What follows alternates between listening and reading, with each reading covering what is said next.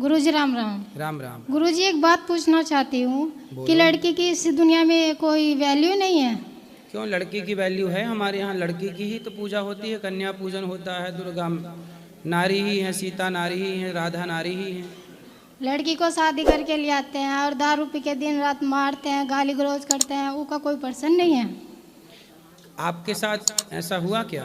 हुआ है, जब भी तो यहाँ उत्तर लेना है गुरुजी। तो आपका विवाह हो गया? जी, एक लड़का है 7 साल का। तो आपके पति आपके साथ नहीं रहते हैं? रहते हैं, मगर मुझे मारते हैं, पीटते हैं। जब मैं यहाँ तक के अकेली आई हूँ। तो पति को ले आती तो पति को समझा देते वो हैं। कितने भी नहाए, कुछ भी नहीं करे, कमाता है तो दारू पीता है, कुछ नहीं करता। कमाता है तो दारू पी जाता है। हाँ, सब समझा लिए, धाक लिए। क्या कमाता है, कितना कमा लेता है? कुछ 200-300 जितनी भी कमाता है तो कहते हैं कमा ले, तो वो ही दारू में उड़ा देता है, मारता है, कहता है रंडी तू राह से निकल के चली जा। देखो, वो व्यक्ति कुसंग में पड़ करके बर्बाद हो गए हैं। अब उन्हें यदि सत्संग से आप जोड़ दें। काम करती हूँ, सब कुछ करती हूँ, कैसे तू की कर रही से? तू यहाँ क्या ड्रेस है अपना, निकल के जा। दिन रात मारते हैं, मारा कुट्टी करते हैं। जो बीमार हो जाती हूँ तो दवाई भी दिलाने तक का नाम नहीं से। तो बच्चों की पढ़ाई लिखाई फिर कैसे हो रही है? मेहनत करती हूँ तो बच्चे को पढ़ाती हूँ। आप खुद काम करती जी। हो? तो और आप काम करती हूँ, जो काम करती थी उसे भी बेघर कर दी। किसने कर दिया बेघर? आदमी नहीं। क्या बोला? कि कैट करती है, तेरी कमाई खावा शाम। पति को हमारे पास ले आना, समझा के ठीक किया जा सकता है, बिगड़े को उसे सब समझा लिए। उसका कोई पर्सन दारू पीता है, दिन रात छुट्टी की पीता है, 1 मिनट भी नहीं उतरने देता है। कहता है तू दारू पिलाती है, कि और जाती आदमी ने दारू पिलाती है। इसलिए तो हम कह रहे हैं कि दारू ही बंद हो जानी चाहिए। दारू से मैं इतनी दुखी हूँ, 9 साल हो गए, एक दिन का भी सुक्का टुक नहीं देखा। तो शादी के पहले आपको पता नहीं था कि नहीं पता था। ये पता होता तो ये काम ही ना करती। फिर आप बताओ, अब क्या समाधान, आपने क्या सोचा है आगे का? ये सोचा है कि दुनिया में खुद अपने पगार पे खड़े होना सोचा है। सही है। अपना सेल्फ बनो और अपना काम करके अपने बच्चों का पालन पोषण करके। बच्चा भी नहीं, बच्चा भी कहता है तू कर सिलाई से, बच्चा तुम्हारा से, तेरा थोड़ा ही है।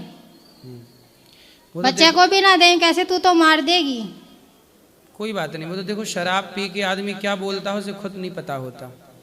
लेकिन आप समझदार हो, बच्चे को पढ़ा लिखा के अच्छे संस्कार देना, ताकि ये गलती की पुनरावृत्ति ना हो। उसे सब समझा लिए, कुछ ऐसा हल बताइए जो कर सका।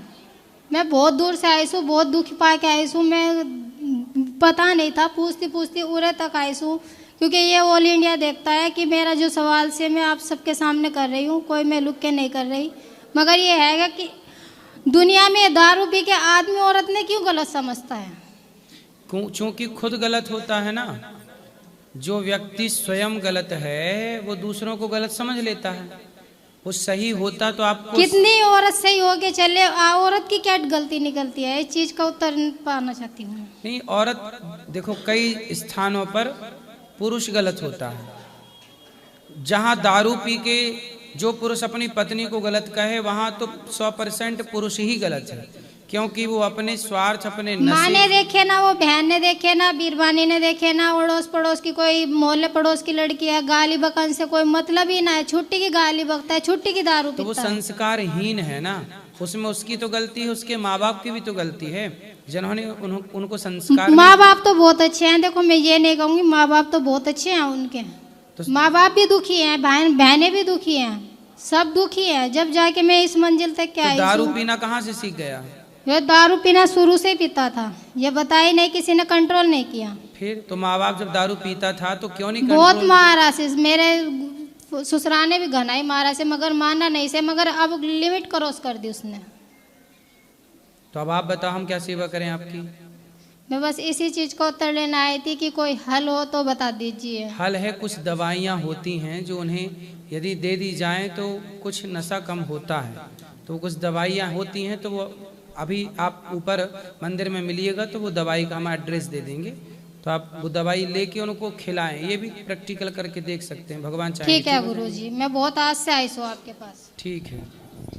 राधे राधे गुरुजी। जी गुरुजी, मैं लखनऊ से आई हूँ, मैं रेणु श्रीवास्तव। मैं रोज़ टीवी पे आपकी भागवत सुनती हूँ डेली। मुझे बहुत इच्छा थी कि मैं आकर के यहाँ भी भागवत सुनूं। वो इच्छा आज मुझे पूरी हो गई। मैं बता नहीं सकती हूँ मैं कितना खुश हूँ। गुरुजी मुझे बस एक चीज़ पूछना है, आपसे कहना है, विनती करना है। मेरे 2 बच्चे हैं, बच्चे अच्छे हैं, पढ़ने में भी अच्छे हैं। एक इंटर पास किया है, वो मतलब उसको इच्छा है कि सीए बने। गुरुजी आशीर्वाद दीजिए कि उस अपने मंजिल पकड़ ले और बेटी की भी अच्छी शादी हो। गुरुजी बहुत पैसे वाले तो नहीं हैं, लेकिन प्रभु के चरणों में मेरी बहुत असीम लगन है और मेरी बस सब कुछ मैंने उन्हीं पे सौंप दिया है। गुरुजी बस यही अरमान है। चिंता ना करिए, भगवान सब ठीक करेंगे। प्रणाम गुरुजी, राधे राधे। खुश रहिए। महाराज जी प्रणाम। राधे राधे।